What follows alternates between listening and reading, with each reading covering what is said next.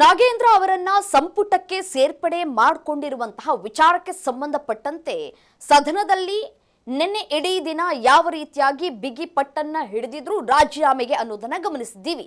ಇವತ್ತು ಕೂಡ ಸದನದಲ್ಲಿ ನಾಗೇಂದ್ರ ಅವರ ಸದ್ದು ಜೋರಾಗಿ ಕೇಳಿ ಬರ್ತಾ ಇದೆ. ರಾಜೀನಾಮೆಗೆ ಬಿಜೆಪಿ ನಾಯಕರು ಬಿಗಿ ಪಟ್ಟನ್ನ ಹಿಡಿದಿದ್ದಾರೆ. ಆ ಕುರಿತ ಬ್ರೇಕಿಂಗ್ ಅಪ್ಡೇಟ್ ಬರ್ತಾ ಇದೆ, ಬನ್ನಿ ನೋಡ್ತಾ ಹೋಗೋಣ.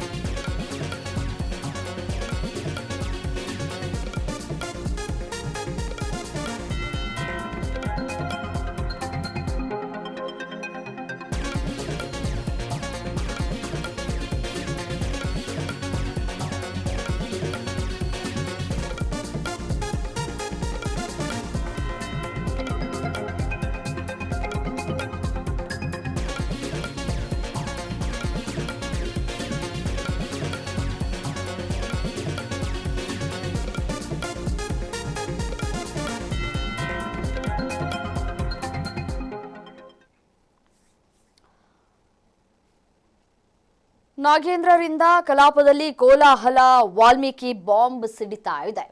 ಅವರನ್ನು ಯಾಕೆ ಆಯ್ಕೆ ಮಾಡಿಕೊಂಡ್ರಿ? ಬೇರೆ ಯಾರು ಇರ್ಲಿಲ್ವಾ ಆ ಸ್ಥಾನಕ್ಕೆ? ಸಚಿವ ಸ್ಥಾನ ಹಿಂಪಡೆದುಕೊಳ್ಬೇಕು ಅಂತ ಹೇಳಿ ಆಗ್ರಹಿಸಿ ಬಿಜೆಪಿಯಿಂದ ಧರಣಿಯನ್ನ ನಡೆಸಲಾಗ್ತಾ ಇದೆ. ವಿಧಾನಸಭೆ, ವಿಧಾನ ಪರಿಷತ್ನಲ್ಲೂ ಕೂಡ ಬಿಜೆಪಿಯಿಂದ ಪ್ರತಿಭಟನೆ ಸಾಗ್ತಾ ಇದೆ. ಪ್ರತಿಭಟನೆ ನಿನ್ನೆನೂ ಕೂಡ ಆಗಿತ್ತು. ಇವತ್ತು ಕೂಡ ಬಿಗಿ ಪಟ್ಟನ್ನ ಹಿಡಿದಿದ್ದಾರೆ ಬಿಜೆಪಿಯ ನಾಯಕರು.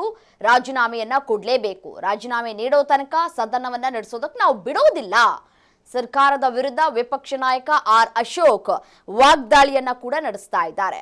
ನೋಡಿ, ಕೇಂದ್ರದಲ್ಲಿ ಶಿಕ್ಷಣ ಸಚಿವರು ಯಾವುದೇ ರೀತಿಯಾದಂತಹ ಭಾಗಿಯಾಗಿರಲಿಲ್ಲ ನೀಟ್ ಪರೀಕ್ಷೆ ವಿಚಾರಕ್ಕೆ ಸಂಬಂಧಪಟ್ಟಂತೆ. ಬಟ್ ಆದರೆ ವಾಲ್ಮೀಕಿ ಹಗರಣ ಪ್ರಕರಣಕ್ಕೆ ಸಂಬಂಧಪಟ್ಟಂತೆ ಇಲ್ಲಿ ನಾಗೇಂದ್ರ ಅವರ ಪಾಲುದಾರಿಕೆ ಇದೆ ಅನ್ನೋದು ಸಾಬೀತಾಗಿದೆ. ಸೊ ಹಾಗಾಗಿ ಅಲ್ಲಿ ನೀವು ಶಿಕ್ಷಣ ಸಚಿವರನ್ನ ಯಾವ ರೀತಿಯಾಗಿ ರಾಜೀನಾಮೆ ಪಡೆಯೋದಕ್ಕೆ ಹೋರಾಟವನ್ನ ಮಾಡಿದ್ರಿ, ಅದೇ ರೀತಿಯಾಗಿ ನಾವು ಕೂಡ ಹೋರಾಟವನ್ನ ಮಾಡ್ತೀವಿ ಅಂತ ಹೇಳಿ ಪ್ರತಿಭಟನೆಯನ್ನು ನಡೆಸ್ತಾ ಇದ್ದಾರೆ.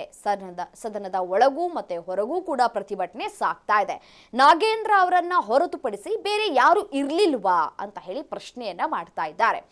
ಒತ್ತಡವನ್ನ ಹಾಕುವಂತಹ ಕೆಲಸವನ್ನ ಮಾಡಿದ್ರ, ಅಷ್ಟೊಂದು ಪ್ರಭಾವಿನ ನಾಗೇಂದ್ರ ಅವರು ಅನ್ನುವಂತಹ ಪ್ರಶ್ನೆಯನ್ನ ಕೂಡ ಮಾಡ್ತಾ ಇದ್ದಾರೆ ಇಲ್ಲಿ. ಮತ್ತೆ ಈ ಸಿದ್ದರಾಮಯ್ಯನವರ ಸರ್ಕಾರ ಇದ್ದಂತಹ ಸಂದರ್ಭದಲ್ಲಿ ವಾಲ್ಮೀಕಿ ಹಗರಣ ಯಾವ ರೀತಿಯಾಗಿ ಸದ್ದು ಮಾಡಿತ್ತು ಅನ್ನೋದನ್ನ ಗಮನಿಸಿದ್ದೀವಿ.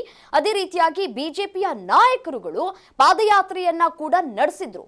ಅವರನ್ನ ಅರೆಸ್ಟ್ ಮಾಡಿ ಇಡಿ ಅಧಿಕಾರಿಗಳು ಕೂಡ ತನಿಖೆಯನ್ನ ಕೂಡ ನಡೆಸಿದ್ರು. ಪರಪ್ಪನ ಅಗ್ರಹಾರದ ಜೈಲಿನಲ್ಲೂ ಕೂಡ ಒಂದಷ್ಟು ದಿನಗಳ ಕಾಲ ಶಿಕ್ಷೆಯನ್ನ ಕೂಡ ಅನುಭವಿಸಿ ಹೊರಗಡೆ ಬಂದಿರುವಂತಹ ನಾಗೇಂದ್ರ ಅವರನ್ನ ಮತ್ತೆ ಸಂಪುಟಕ್ಕೆ ಸೇರ್ಪಡೆ ಮಾಡಿಕೊಳ್ಳುವಂತಹ ಅಗತ್ಯತೆ ಏನಿತ್ತು ಅನ್ನುವಂತಹ ಪ್ರಶ್ನೆಯನ್ನ ಬಿಜೆಪಿ ನಾಯಕರು ಮಾಡ್ತಾ ಇದ್ದಾರೆ. ಬೇರೆ ಯಾರು ಇರ್ಲಿಲ್ವಾ? ಸಾಕಷ್ಟು ಹಿರಿಯ ನಾಯಕರುಗಳು ಕೂಡ ಇದ್ರಲ್ವಾ? ಅವರನ್ನ ಆಯ್ಕೆ ಮಾಡ್ಕೊಳ್ಬಹುದಾಗಿತ್ತು. ಇವ್ರಿಗೇನಾದ್ರೂ ಕ್ಲೀನ್ ಚೀಟ್ ಅನ್ನ ಕೊಡುವಂತಹ ಕೆಲಸಗಳಾಗಿದ್ಯಾ? ಇಲ್ಲ ಅಲ್ವಾ? ಇನ್ನೂ ಕೂಡ ತನಿಖೆ ಸಾಗ್ತಾ ಇದೆ, ಇನ್ನೂ ಕೂಡ ಕೋರ್ಟ್ನಲ್ಲಿ ಪ್ರಕರಣ ಇದೆ. ಈ ಸಂದರ್ಭದಲ್ಲಿ ಅವರನ್ನ ಸೇರ್ಪಡೆ ಮಾಡಿಕೊಳ್ಳುವಂತಹ ಅಗತ್ಯತೆ ಏನಿತ್ತು ಅನ್ನುವಂತಹ ಪ್ರಶ್ನೆಯನ್ನ ಬಿಜೆಪಿ ನಾಯಕರು ಮಾಡ್ತಾ ಇದ್ದಾರೆ. ಮತ್ತೆ ಈ ಹಿಂದೆ ಪಾದಯಾತ್ರೆಯನ್ನ ನಡೆಸಿದ್ರಲ್ಲ, ಅದಕ್ಕೂ ನೆಕ್ಸ್ಟ್ ಸ್ಟೆಪ್ ಅನ್ನ ತೆಗೆದುಕೊಳ್ತಾ ಇದ್ದಾರೆ ಬಿಜೆಪಿ ನಾಯಕರು. ಶತಾಯಗತಾಯವಾಗಿ ನಾಗೇಂದ್ರ ಅವರನ್ನ ಕೈ ಬಿಡಬೇಕು ಸಂಪುಟದಿಂದ ಅಂತ ಹೇಳಿ. ಬಟ್ ಆದ್ರೆ ಇಲ್ಲಿಯವರೆಗೂ ಕೈ ನಾಯಕರಲ್ಲಿ ನಾಗೇಂದ್ರ ಅವರನ್ನ ಕೈ ಬಿಡುವಂತಹ ಲಕ್ಷಣಗಳು ಕೂಡ ಇಲ್ಲಿ ತನಕ ಕಾಣ ಸಿಗ್ತಾ ಇಲ್ಲ. ಬಟ್ ಆದರೆ ಪ್ರತಿಪಕ್ಷದ ನಾಯಕರುಗಳು ಸರ್ಕಾರದ ಮೇಲೆ ಒತ್ತಡ ಹಾಕುವಂತಹ ಕೆಲಸವನ್ನ ಮಾಡ್ತಾ ಇದ್ದಾರೆ. ನೋಡಿ, ಯಾವ ಕ್ಷಣದಲ್ಲಿ ಬೇಕಾದ್ರೂ ಯಾವ ರೀತಿಯಾದಂತಹ ನಿರ್ಧಾರವನ್ನ ಕೂಡ ತೆಗೆದುಕೊಳ್ಳಬಹುದು. ಇಲ್ಲಿಯವರೆಗೂ ಒಂದು ಸ್ಟ್ಯಾಂಡ್ ಅನ್ನ ತೆಗೆದುಕೊಂಡಿಲ್ಲ ನಾಗೇಂದ್ರ ಅವರನ್ನ ಕೈ ಬಿಡಬೇಕು ಅಂತ ಹೇಳಿ.